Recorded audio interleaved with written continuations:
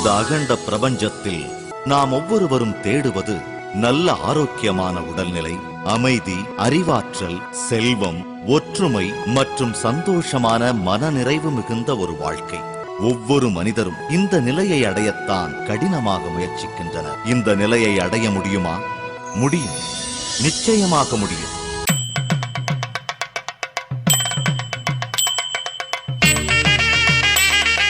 தமிழ் சோலையில் ஆர்பிடி meditation society ஆதரவில் நலம் தரும் யோகம். குருர் பிரம்மா குருர் விஷ்ணு குருர் தேவோ மகேஸ்வரா குருர் சாக்ஷாத் பரபிரம்மா தஸ்மை ஸ்ரீ குருவே நமஹ.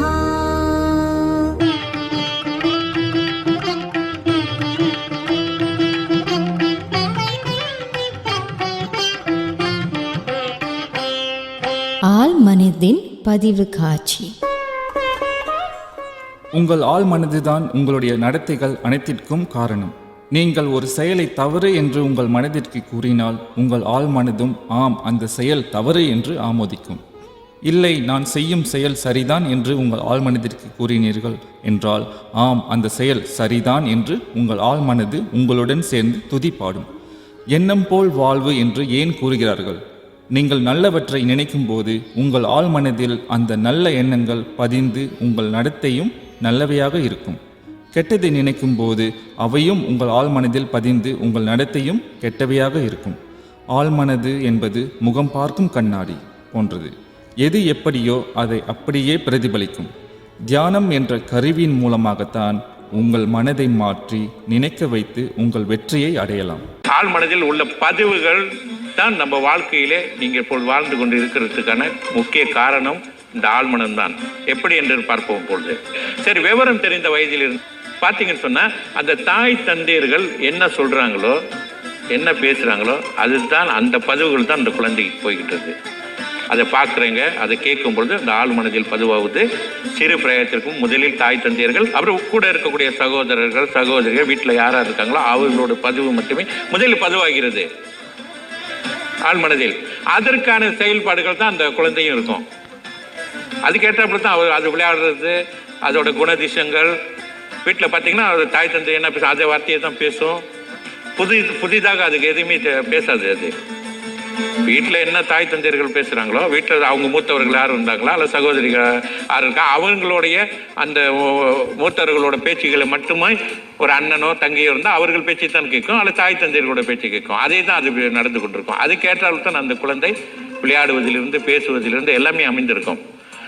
இதுக்கு அடுத்த ஸ்டெப் வரும்பொழுது பள்ளிக்கூடத்துக்கு போகின்றார்கள். பள்ளிக்கூடத்துக்கு போகும்போது என்ன நடக்குதுன்னு சொன்னால் ஆசிரியர்களுடைய கருத்து பதிவுகள் ஏற்படும். பிள்ளைகளுக்கு ஆசிரியர்களோட கருத்து பதிவு கூட பிள்ளைகளோடு சேரக்கூடிய நண்பர்களுடைய கருத்து பதிவுகள் அங்கே சேர்கிறது. இதுவரை தாய் தந்தையரோட கருத்து பதிவு மட்டுமே இருந்த குழந்தைகள் அங்கே போகும்பொழுது, பள்ளிக்கூடத்தில் போகும்போது ஆசிரியரோட கருத்து பதிவு. அதன் பிறகு பள்ளி பருவம் என்று எடுத்துக்கொண்டால் அதிலிருந்து நீங்கள் பள்ளி படிப்பு முடிக்கும் வரை அந்த ஆசிரியரோட கருத்து பதிவும் உங்களுடைய நண்பர்களுடைய கருத்து பதிவுகளுமே அங்கே முக்கிய காரணமாக இருக்கிறது. அதுதான் உங்கள் வாழ்க்கையில் மிகப்பெரிய மாற்றங்களை ஏற்படுத்துகிறது. அது மட்டுமல்ல, நீங்கள் சுயமாக நீங்கள் உங்களை வாழ்க்கையில் எப்படி நீங்கள் இருக்க வேண்டும், எப்படியெல்லாம் வாழ வேண்டும் என்று நீ நினைக்கின்றீர்களோ அந்த சிந்தனையும் அந்த எண்ணங்களையும் உங்கள் மனம் வாங்கி அதையும் செயல்படுத்தி கொண்டு தான் இருக்கிறது. இது கேட்டாப்புல தான் உங்கள் மூமெண்ட்லாம் இருக்கும். உங்களோட வாழ்க்கை திட்டங்கள், லட்சியங்கள், முயற்சிகள், நீங்கள் வாழ்ந்து கொண்டு இருக்கக்கூடிய வாழ்க்கை முறைகள் எல்லாமே உங்களுடைய எண்ணத்துக்கு ஏற்றாற்போல் தான் இருக்கும். அதை தவிர்த்து இருப்பதற்கு வாய்ப்பே கிடையாது. அப்ப ஆழ்மனம் அதை வாங்கி அதுக்கு ஏற்றாற்போல் தான் செயல்பட்டு கொண்டு இருக்கும்.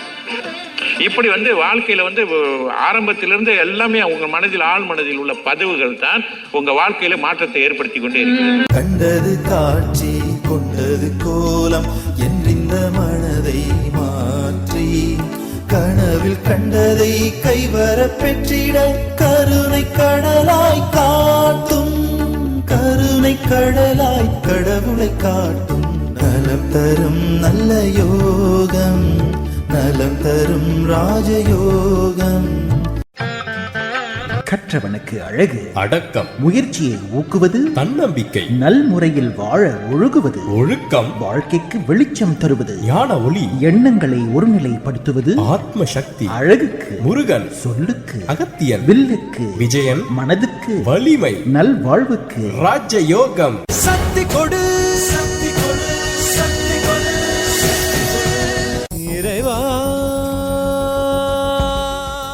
RPT மெடிடேஷன் சொசைட்டி திருமதி பேமலா சரவணன் 0431 903 798 0431 903 798. தமிழ்ச்சோலை ஆதரவாளர்களின் ஒன்று RPT மெடிடேஷன் சொசைட்டி. சக்தி கொடு, சக்தி கொடு, சக்தி கொடு. தியானம் செஞ்சுக்கிட்டு வந்தால் மனசை மட்டும் ஒரு நலப்படுத்தணும் இல்லை, சிந்தனையும் நம்ம கண்ட்ரோல் பண்ணலாம். என்ன மாதிரி மைண்ட் செட் நம்ம பதிவு பண்ணுறோமோ அதுவாகவே ஆகும். ஆனால் அது எத்தனையும் பாசிட்டிவாகவும் நம்மளுக்கு சாதகமாக இருக்கிற மாதிரி நம்ம செய்யணும்.